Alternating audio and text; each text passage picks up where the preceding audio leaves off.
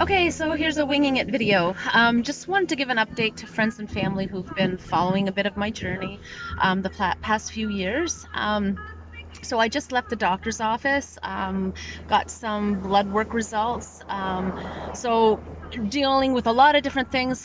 Quick update recap for those who may not be aware of what I've been dealing with. The last 8, 9 years ago, I found out that I had a 20-year-old whiplash at the time, and I never realized it. I used to have issues with my neck, but never attributed it to a very minor accident that I had 20 years earlier because I never felt injured by the accident at the time. It was something that gradually kind of peaked up. And then over the years of landscaping all over my property and doing a lot of intense manual labor, it flared that whiplash up that was minor, and it ended up becoming a very intense situation at one point. Was flared up.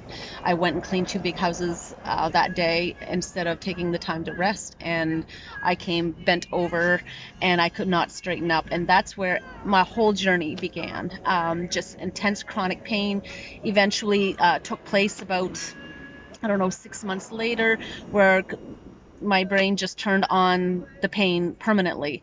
And so in the end, I ended up seeing about 12 different physical therapists over a period of 6 years, and my pain was only getting worse, and it should have been getting better. And so basically, my brain had turned on fight and flight, and it wasn't shutting it off. So it was taking a lot of things. So I had pain in pretty much every joint of my body. Sometimes I used two hands to give you a cup of coffee. Had a hard time getting dressed. Just tapping my phone would create pain in my hand, up my arm, into my neck, down my back. I still struggle with that. I have it right now. So it's something that I've constantly had to deal with. Eventually, the pain got so severe that I had to stop physical therapy, and nobody could help me. They referred me to a pain clinic. They said your symptoms are no longer attributed to the physical issues that you have in your body. And a brain specialist actually kind of gave me the official diagnosis as central nervous system sensitization. It's also known as mind body syndrome. A lot of different names are used for it. But in the end, I was in so much pain, no one could help me, and I didn't know where else to go, and I didn't want to go on medication. And anyways, that's when Ricky Porter ended up taking me on as a case study. He had referred me to the brain physiotherapist that was specialized in the brain first to get a proper diagnosis, because Ricky's appointments are very short. So he had sent me there first. She said I was too wired for her. Ricky had said that I needed much longer appointments.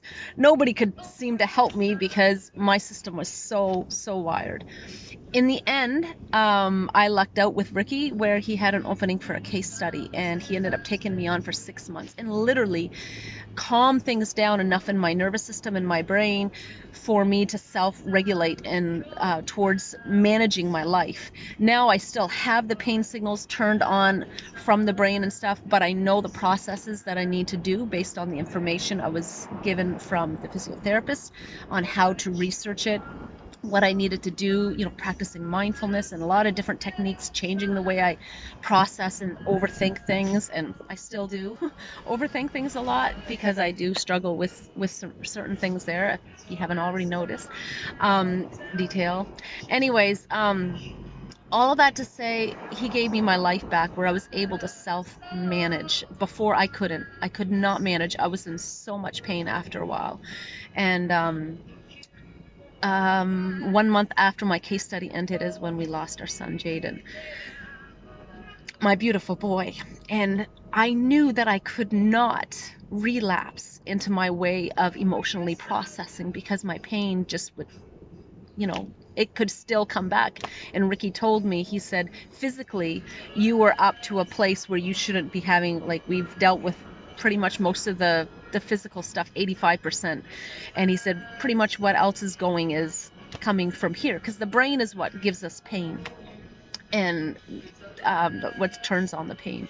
Anyways, I won't get into explaining a lot of that because some of you have heard me explain a lot of this stuff over the years and how the brain works with pain and anxiety and stuff like that, even when there's no real injury there or any real deep emotional issue. Even it can just turn it on. It's a protection mechanism, and that's a lot of what people are dealing with a lot of nowadays, and they don't realize.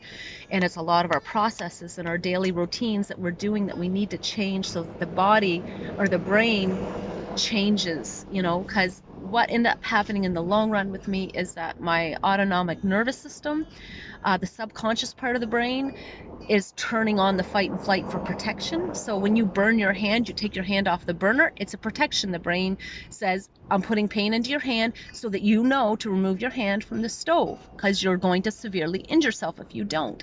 Okay, so when you remove your hand, everything's gone, like it calms down.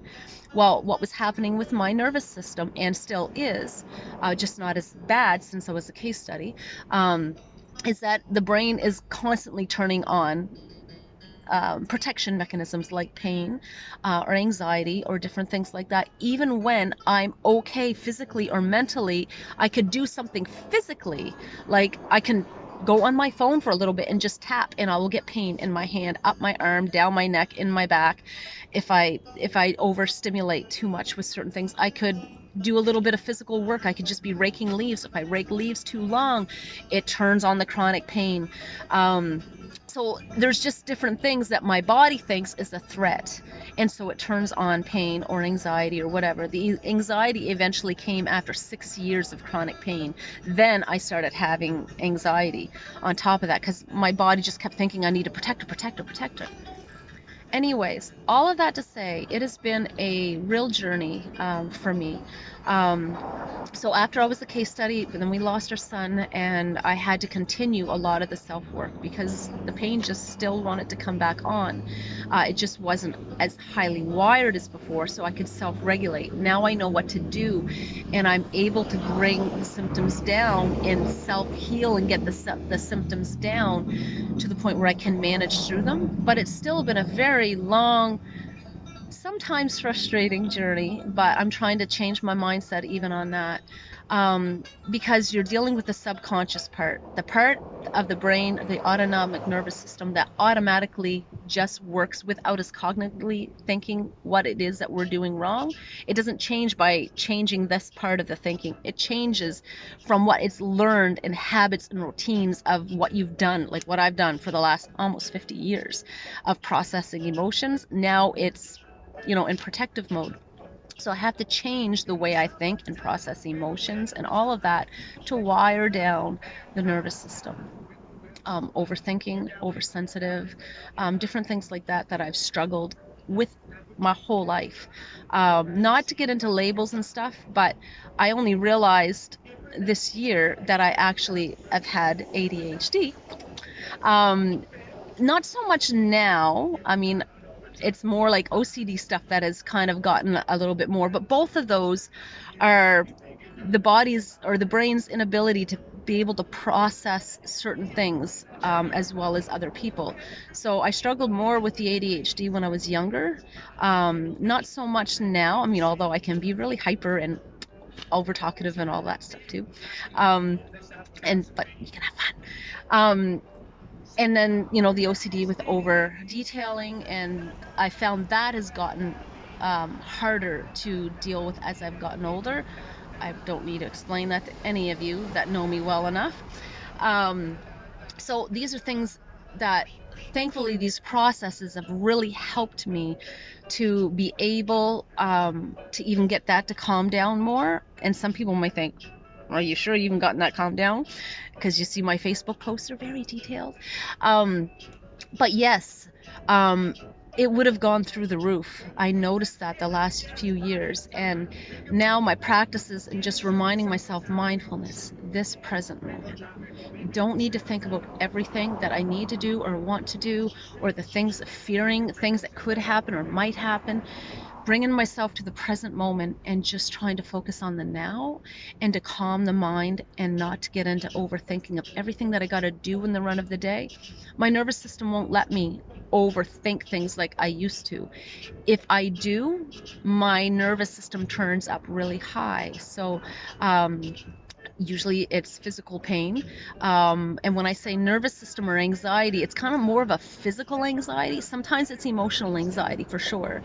Just depends what the stimulant is. But I can do physical work that will create physical anxiety in my body. So that's like weird sensations creeping and crawling through all my skin, pain at the same time, oversensitized, can't think very much, can't process very much information. I can't do a lot of overthinking still. If I do, like too many projects or whatever, my nervous system turns right up. I have to really process it. Just doing my self work, daily work, and we had to do a lot of renovations this summer in the garage, and that really overstimulated my nervous system. And so, and it turned up my pain. So now that things are calming down with the renovations more now, I have to get back on top of regulating, and it's been a journey. People don't understand. The other thing that I've had to struggle with throughout my life, we're 11 minutes in, so most of people aren't going to listen to all of this, but I've also had to struggle with psychogenic seizures. It's kind of like a cat out of the bag. Most people don't know. And I only had a very, very minimal of them throughout my life.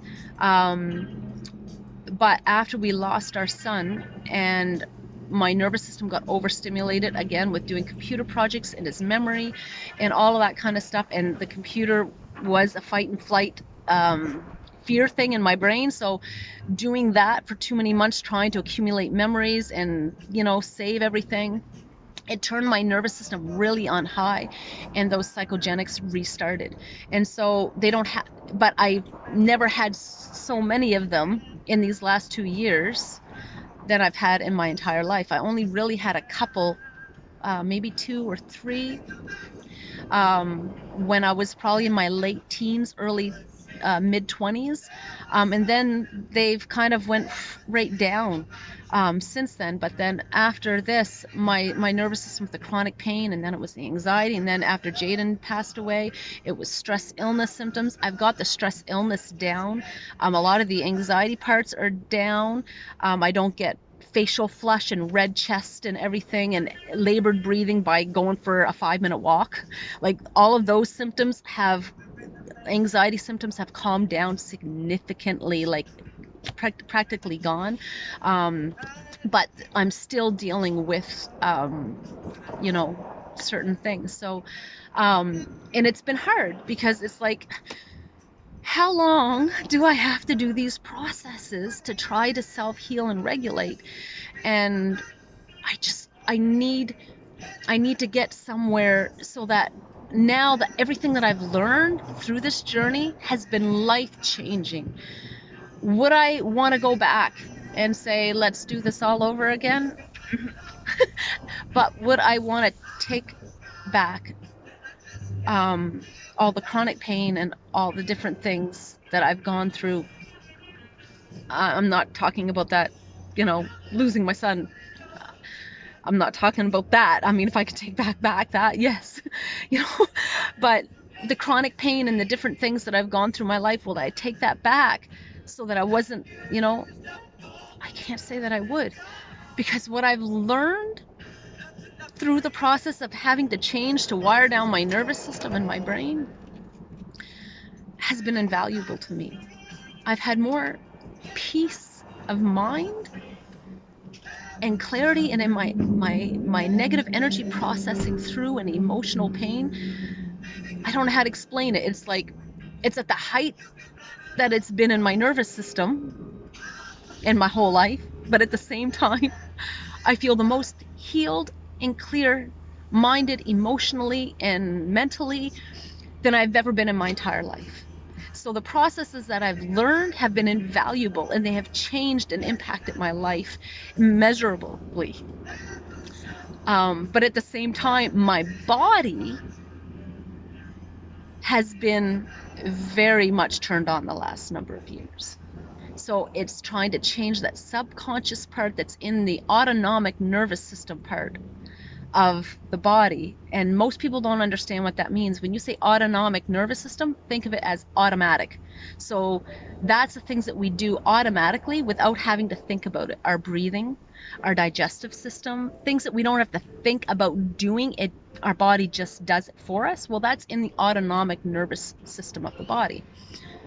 So is in the subconscious. It's the same part of that brain. It's the back part of the brain, not the thinking part of the brain that's up here. It's the back part.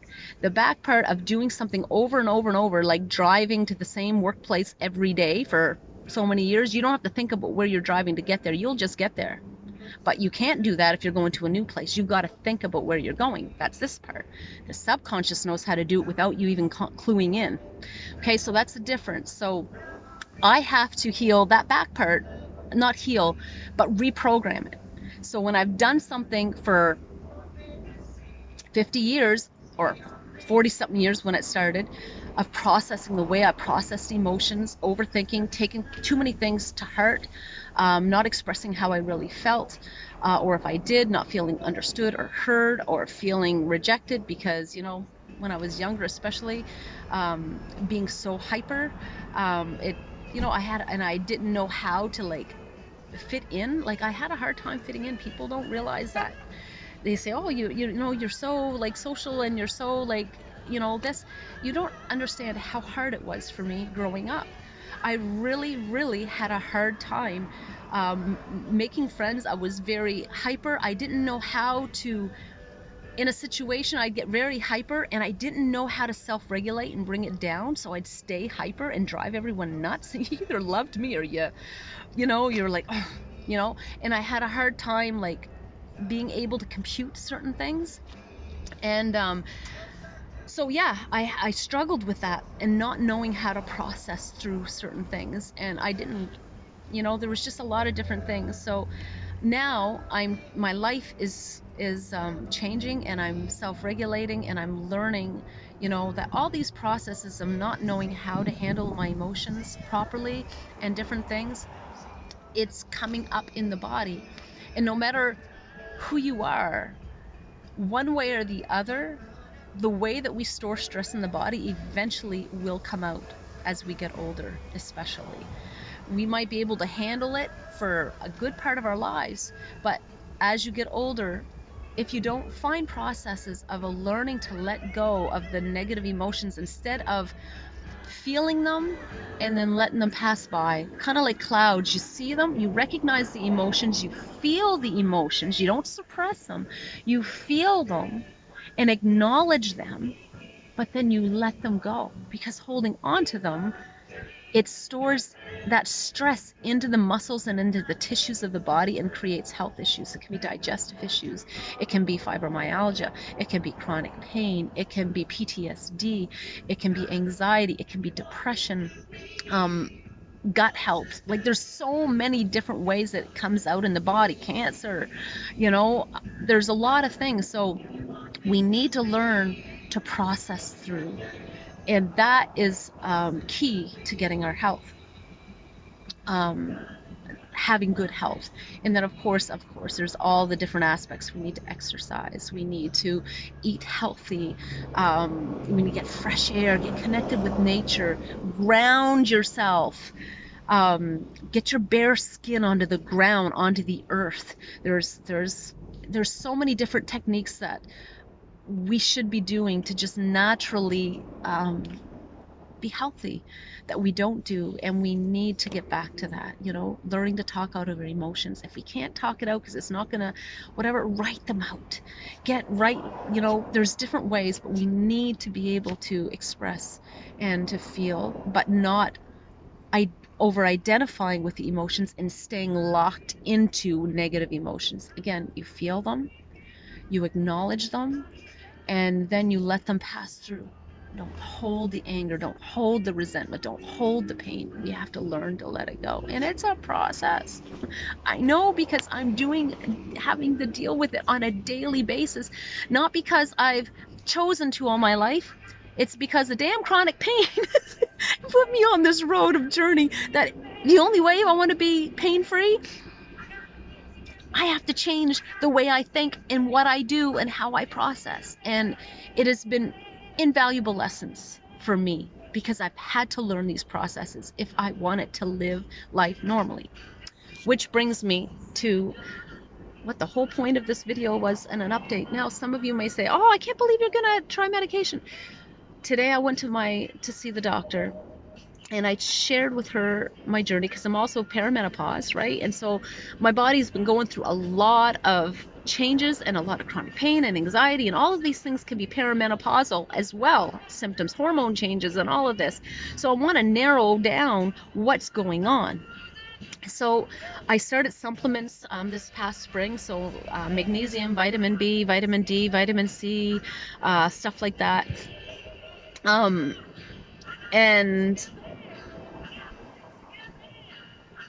then I found out that my iron was really low. So this spring, I think it was tested, and I think it was June or May maybe, I don't know, for iron, and I was a 9 instead of a 50. And so we thought, well, maybe that's, I've been having some memory problems and like all of this stuff as well, like really bad. Not just like, okay, I'm getting older, memory problems, everyone has problems with memory. I'm talking about like really, like something is not right here upstairs. And we laugh about it, but it is what it is. Anyways, I went to the doctor for a recheck today, and my iron levels are actually normal. I'm up to a 65 after taking iron, liquid iron, for the last couple months. And we got retested, and we retested all my other levels of my magnesium. There's just a couple I'm waiting on, E and A, I think, vitamin results and gluten results. But other than that, all my levels are normal. I don't have any adrenal fatigue. That's, there's like a lot of, she said, you're doing everything naturally. You don't have any major problems like menopausal wise with certain things.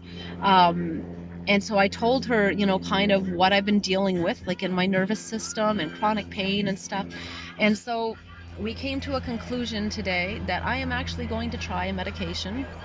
I believe that I've come to a point that I've learned a lot of the lessons that I needed to learn of trying to do everything naturally.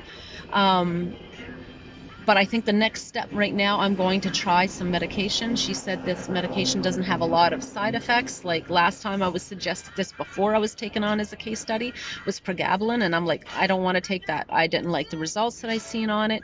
I just didn't want to, but I was ready to give in to do it. That's how bad my pain was at the time. And then Ricky took me on as a case study, gave me my life back, and I've been able to self-regulate since then. But I still struggle with the sensations and stuff. So, instead of taking all my energy and focus to try to self-heal, self-regulate, all of this stuff, if this medication can help, as she thinks it will. She's not a drug pusher. She said, I don't like pushing drugs, but she said, I think this is something that we need to try. She said it will decrease the the molecule in the body that creates pain. It's called substance P, and it's supposed to reduce that. And she said over time we'll start you at a very low dose, and it's a medication that's supposed to help with pain and anxiety and even depression. But she said we're not going to give you a high enough dosage that it will treat depression, because I don't struggle with depression. But she said, we're going to give you a low dose. And she said, after you've been on it for 6 months to a year, there's a good possibility as you come back off of it that, your struggle with chronic pain and anxiety and like even the forgetfulness in the brain. She said, it's not normal that you're struggling with such, like, you can't have dementia at this stage. You're too young.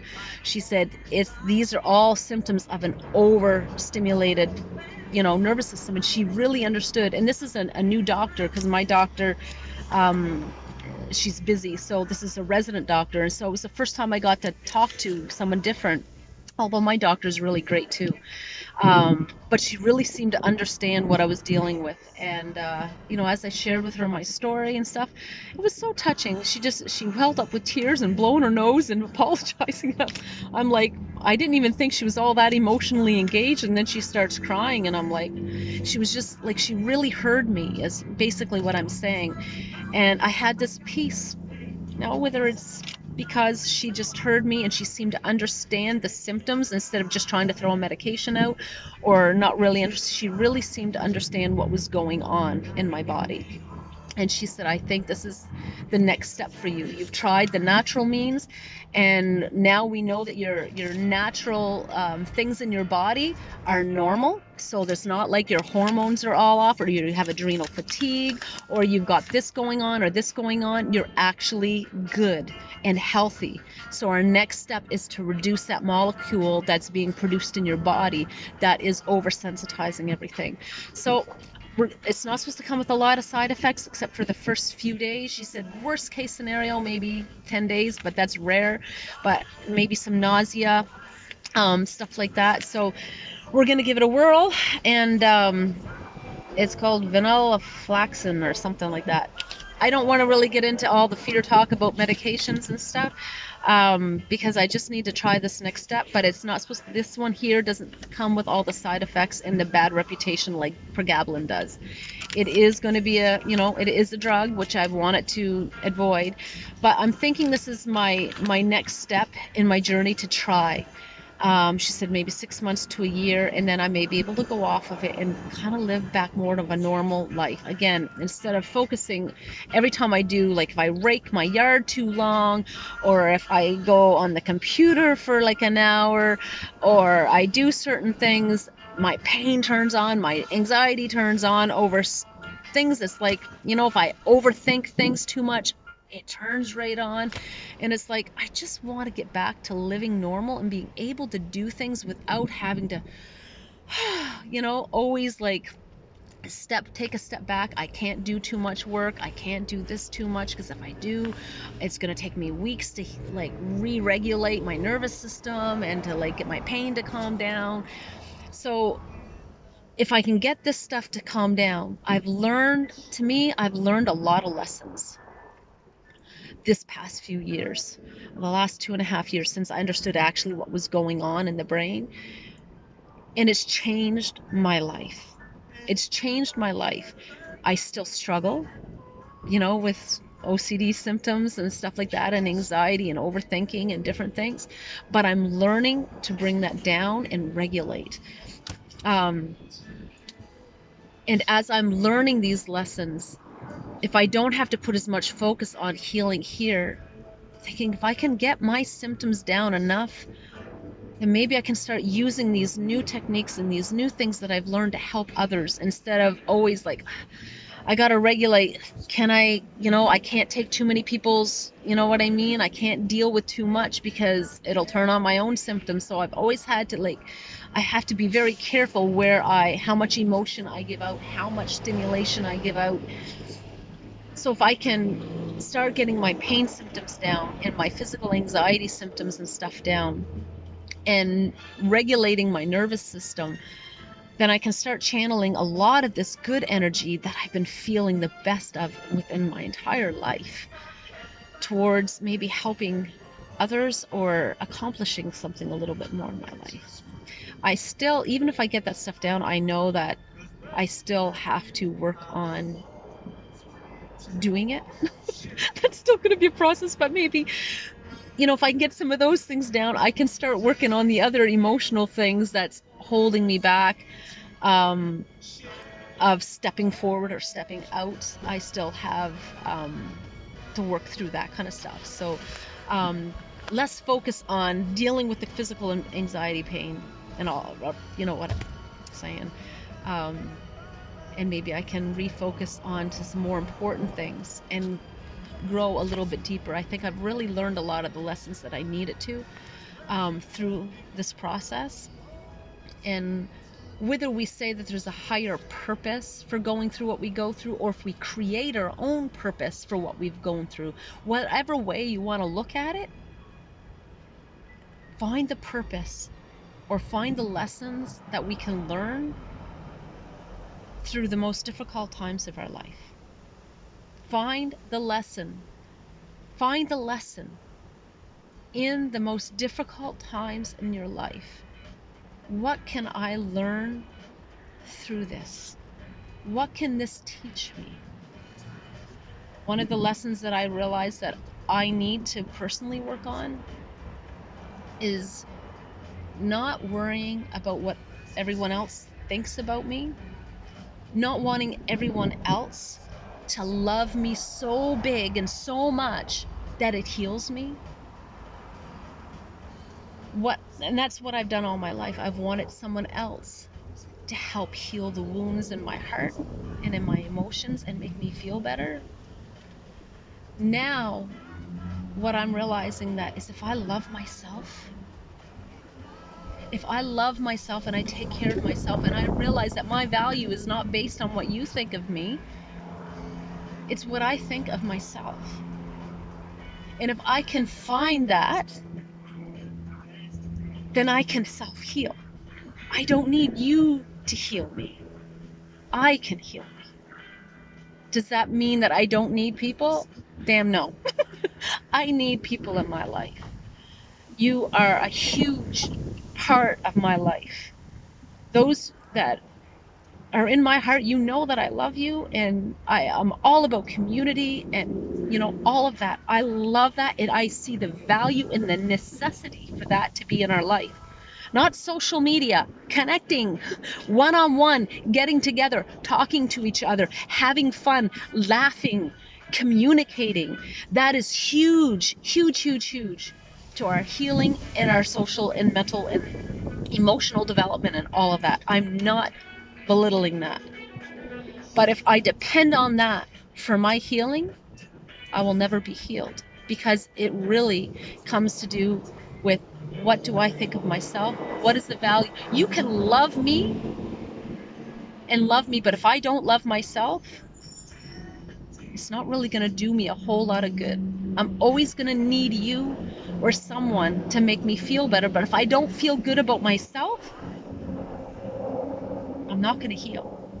So that is a lesson that I know that in my own life, for years, I've stored emotional pain in my body, and it's been coming out. Now I need to change that. And so I have to do a lot of this, as I said, invaluable lessons through the most difficult times in my life are changing me. And I want to help others to heal and to change too. I want that to be part of the purpose that I can learn through this as well, is to help others to heal and to self-regulate and to know how to take certain steps towards healing in their own life. And again, I can't heal everybody. I can encourage people towards growth, but it's always going to be up to the individual to make the choices for themselves to change and to grow and to implement, routines into their daily life to help change, the way that we process stuff. It's all about our habits and routines that, go into that system that we don't think is remembering everything. It remembers. Your body remembers. So teach it good.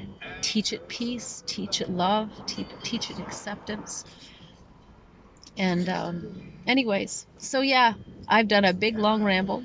All that to say that in the end, I've chosen to try some medication, and I haven't started it yet. I'm going to pick it up today, and yeah. Anyways, if you listen to this whole video, let me know in the comments, or not. It's always nice to know a big long ramble is actually being heard, but I anticipate that most people aren't going to listen to a 30-minute rant on Facebook. I know I don't usually have time for that kind of stuff. But for those that are interested in my journey, this is a little bit of me just putting it out there, and thanks for listening. And I appreciate and value each one of you who have just been following my journey and seeing my heart, despite my over detailing and OCDing everything, rambling, long text messages, because texting actually stresses me out. So I just hit the record button on my phone, the audio record, and I speak to my phone, and then I let it do all the writing for me. So that's why sometimes I'll get detailed, because I'm detailed and it's easier to talk than type it all out. And yeah, so if you put up with that much, but in the end, it's good. You can clear up a lot in a 2-minute phone call, 20 minutes texting back and forth and trying to make sure there's no miscommunication. That's one of the problems I have with text messaging. Anyways, thank you for listening, and thank you for being there, for those of you who have been, and for listening, and for caring, and for your love and support. And appreciate you very much, and I hope you have a lovely day. Take care.